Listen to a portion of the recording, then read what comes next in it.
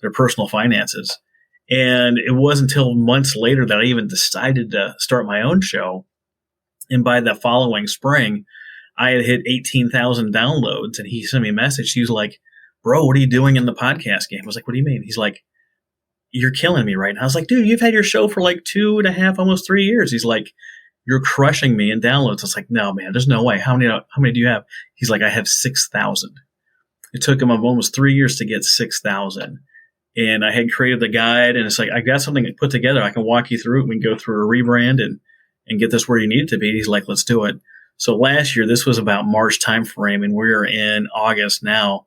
He's got 400,000 downloads. Wow. In just over a year by following the methodologies within the Ultimate Podcast Guide. Yeah, that's pretty prolific. And I will tell you, it took me I'm right on the verge of 2,000 downloads with this podcast. And it's taken me over 2 years to do that. And that's because of the slow rollout. And that's a self-inflicted wound. But, but understanding, there are ways of doing it better, that's how you do it. You know what I mean? And like you got everything has a checklist, it's so typical, so typically military of us, but having a checklist actually helps, and I think there's some goodness in that. And for me, this was an idea that I started off with, me and my NCOIC were running one day, and he's like, well, you should talk about veteran transition. You got a radio voice. I was like, oh yeah, I guess, Yeah. And then I did the first one, and it was like, wow, what a rewarding experience, because everybody is so unique in their transition. It's like your DNA. You know what I mean? Yeah. It's like hair color or fingerprints. Like I can't describe my transition experience any better than you could describe your own. So rather than me trying to tell people how to transition, I'm just going to ask other veterans like, hey, what did you do to make your land successfully on the outside? Yeah, absolutely. I know you brought up the checklist thing. So someone had asked me for a checklist, and I was like, man, I'm a military guy. Like, you make a mistake, you earn the right to write your own checklist, right? That's kind of how it goes. But they were like, yeah, we see all these ones out there, but none of them are any good. And I started looking around, and all I found was quick start checklists. 1 or 2 pages of a quick start thing that you need to do. And I'm like, this is no good. Like, there's got to be more. So I set out over just a couple of days, and we put together, let me see this thing. The checklist part of this is like 13 pages of just checklist items, talking about how to establish your why, a checklist for who is your show designed for, a checklist for who is on your team. I've got all the different positions listed out, and when you start, they might all be your name, right? But eventually you want to offload some of that stuff. A checklist on planning, a checklist on the show assets, what they are, what to create, how to create them. A checklist on your business license. Like, I think every podcast needs its own LLC to protect you, the podcaster, from fraud or getting sued or any of that stuff. A checklist of all the places you need to have your show syndicated. I don't know how many channels you're on, Rob, but I'm on 70. 70? Wow. I think I'm on like 7. Right. So I've got 63 times more likely to be found than you are. Yeah.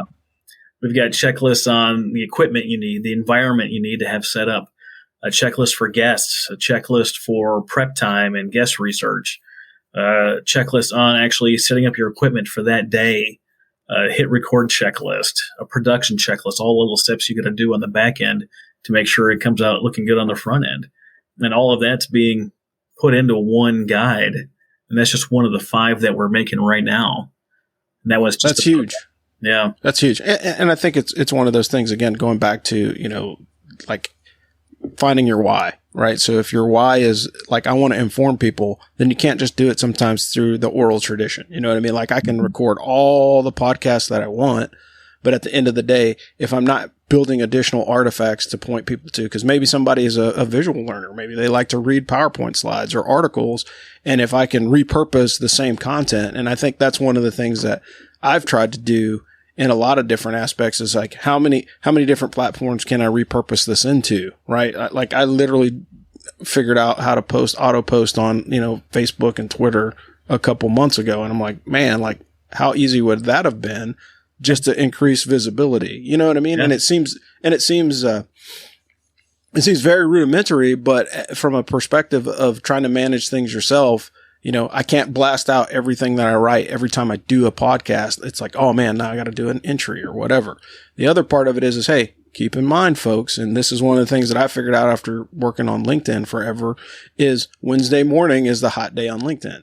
So if you're posting on Monday and Tuesday, you're missing out. If you're posting on Wednesday and Thursday, you're missing out. Wednesday seems to be the sweet spot because that's when everybody has basically gotten to inbox zero on Monday, Tuesday. They've had all their meetings. And so Wednesday, they finally get a chance to breathe in the office space. So, let me check my LinkedIn. And it doesn't seem like it's that big of a deal. But the difference between a post that you post on a Friday or Saturday versus one that you post on a Wednesday could be 200 or 300 views or impressions or whatever you want to call it. Yeah. But again, it's mastering the platforms that you're going to be on. And I think you have managed to do that, and you have consolidated that list. So it would be foolish for people not to take advantage of it. We're in the military. We spend like 85 to 95% of our time training, learning how to do something, re-qualifying on something we re-qualified for 10 times already. Oh, we got to re-qualify it again? Yeah, you got to do it again. But when we get out, there's no one pushing these things on us. There's no like, hey man, you got to give in the morning at PT. There's no one like, there's no sergeant, there's no chief banging on your door to make sure you get it done, right? It's up to you. And when you take on something like a podcast, most people, they have pod fade, right? They record a couple episodes, like 4, 7, 10, 17, 24, and then they're done. They just kind of let it go for whatever it is, for whatever the reason. And it's that stuff happens because you're not getting the right encouragement. They're not sure of what podcasting is supposed to or not supposed to do for them. Shoot, unless you get to 25 episodes, you don't even know what your voice is going to be for the show. You don't even know how you want to sound. I know that I was no good from my first episode to probably like 15 or so. I didn't know what the hell I was talking about. I didn't know what I was going to talk about or why. I never interviewed people other than the 14 people I just interviewed. Like, I don't know what I'm doing. But it wasn't until you hit your stride about 25 and then you really understand the process of what it is that you're doing, what you're trying to convey, what message you're trying to deliver to your audience. So whatever you put down in your description that you say you're going to do, whatever that is, you got to do it.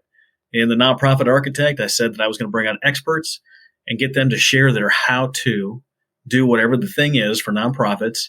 And I was going to do it weekly. And I've done that. I've done it consistently, week in and week out for, almost 3 years now. And the response we've gotten is absolutely amazing. Part of it is me showing up and doing what I say I'm going to do. Part of it is the guests are delivering real important value that's going to impact the person listening. Part of it is how we distribute that to make sure that we're on all the platforms, on all of the channels. There are so many things that you can do, and there's automations that you can set up through like Zapier or IFTTT, which is if this, then that allows you to actually do the things you want to do, and then a program automatically runs in the background and helps distribute this to Facebook or whatever. Like we've got the Veteran Podcast Network. I was breaking my back before I figured out some of these automation tools, like how am I going to post this on social media? How am I going to get this out? How am I going to send an email out for all my email list when every time these episodes come out? And we found a tool on if this, then that when a new blog publishes that's in one of the RSS feeds, that a post automatically gets posted on the Veteran Podcast Network on Facebook. I don't have to do anything, right? We've got some people posting. I've got 55 or some shows on there, almost 60 shows on there. There's no way I'm going to be able to post all of that stuff myself. There's no way. My full-time job would be reposting other people's stuff. I ain't got time for that.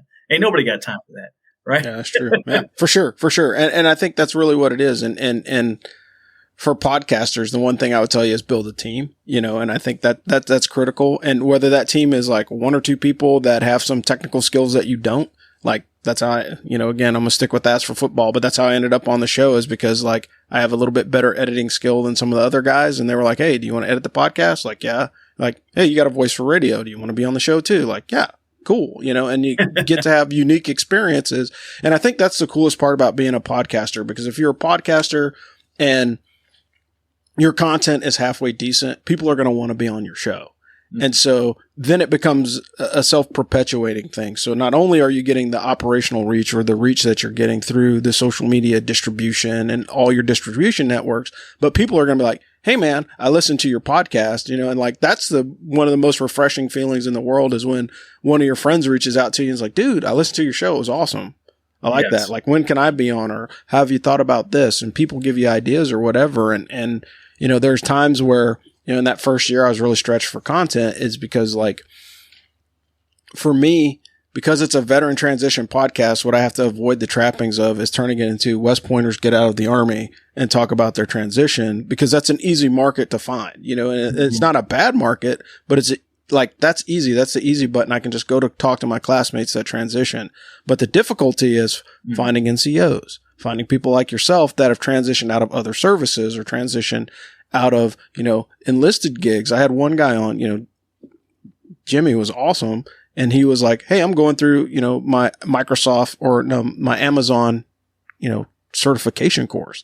That's way more compelling than, yeah, I got out of West Point in 5 years, for some people. And so it was nice to have a different voice. It's nice to pull in those different voices of different people and just find out, what makes them tick and why, what was cool about their transition or what was crazy. And I've had some great resources come out of that. And the thing is, the other part of it is, podcasting folk, if you do good interviews, people will recommend folks to you. So if you're not getting recommendations from your guests, that's a hint that you're probably not doing it right. That's the universe's way of saying, hey, needs improvement. You know what I mean? And it's not a bad thing, but it may be your delivery. It may be the way that you interview. It may just be the timing, but like, normally I find myself, like, when somebody's like, oh, hey, I've got these 37 people. So you talk to a person for an hour on an interview, and then an hour and a half after the interview, you're wrapping up like 3 hours. My whole afternoon is gone. I talked to this person for 3 hours, but I got like 13 or 14 leads of people that I can follow up with and interview at a later date. So it always, whether you agree with it or not, there are, there's tons of kind of interplays that happen as a podcaster, and you'll kind of know where you are, and I'll say that for sure. Well, one of the interesting things about podcasting is it really gives you access, especially if you do a good job, if you're engaging, if you have fun on the show, you can get access to just about anyone. I've had Stephen King on my show. I talked to Steve Sims, who wrote Bluefishing, The Art of Getting Things Done. I had Bob Berg on my show, who wrote the Go Giver series. I've had Alan Stein Jr. Alan Stein Jr. did basketball camps for Kobe, Jordan, LeBron, Kevin Durant, Steph Curry. Did basketball camps for all these people when they're in their youth. And he tells a great story on my show about how he went to go see Kobe Bryant practice and what that looked like. He's like, you going to be there at my practice? Can I go? He's like, absolutely. He's like, what time's practice? He's like, 4:30. 4:30, that's late in the afternoon. Kobe's like, it's not in the afternoon. So he got there at 4:20 in the morning trying to beat Kobe into the gym. Kobe is already there drenched in sweat. Like, you can't beat Kobe anywhere, right? But it's because of podcasting, because of the type of interviews I do, the type of engagement and the type of excitement that I bring, that they're willing to share. Like, hey, who do you know that it needs to be on the show? Oh my God, Travis, you absolutely have to talk to Rob Robinson. You guys haven't met yet. I can't believe you guys haven't met yet. And that connection, you get access to all these amazing people, and you're offering your platform for them to share their story, their insight, their expertise. You're doing them a favor as well as doing yourself a favor. One of the coolest things about it for me is I get these people on the show that I can ask them whatever I want to ask them. I'll ask my audience, be like, hey, I've got Rob coming on next week. He's done this, this, and this. What do you want to know from Rob? And they'll let me know some questions that I never thought of, right? You bring the audience into the process. There's so many ways to do this, so many ways to be engaging. And if you're not being engaging, you will find out. Hey, man, I've been doing this show for 6 months. I only got 10 downloads. Well, yeah. What does that tell you? And sometimes it's a format change. And then the other part of it is like, the other thing I would encourage people to realize is don't be afraid to make content for content's sake. because you can work out a lot of the kinks. So like, hey, maybe your first podcast doesn't get off the ground. That's okay. As long as you find your voice in that process, you figure out how to edit, you figure out how to post, you figure out how to do all those other things that are kind of necessary to keep it moving forward. And then, so what, you got a 5 episode, podcast that's kind of trash.